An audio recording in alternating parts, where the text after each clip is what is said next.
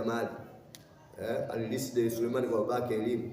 Daudi alikuwa na mitume watoto wake wengi tu, lakini Suleimani yeye alirithi elimu kama mtoto wa Luqman, ya bunayya. Yule mtoto wake mmoja alikuwa na watoto wengi, lakini yule alirithi elimu na akawa anamwita kila wakati. Kwa na sisi watukufu wa Islam tujitahidini kumjua mtume wetu Muhammad sallallahu alaihi wasallam kwa undani zaidi. Sasa hivi umetokea watu wamjui mtume hata kidogo, wanakuja kumzungumzia mtume mbele za watu.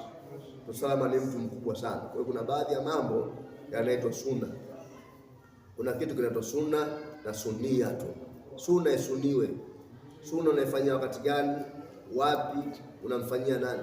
Kwa hiyo Mtume salama yeye alivyofundisha sunna zake, alifundisha hizo sunna za haswa. Hizo zipo zake mwenyewe na kuna sunna ambazo Mtume katugia sisi kuzifanya. Kwa hiyo watukufu wa Islam, kwa leo hapa tutasimamia sehemu hiyo kumuelezea mtume kidogo kidogo. Tutakwenda kuna vipengele vingi tutazungumzia. Baada ya maudhui hii ya mtume na haswaifu zake, tutakuja kuzungumzia mawali ya Rasul, watumwa wa mtume Muhammad walikuwa wangapi.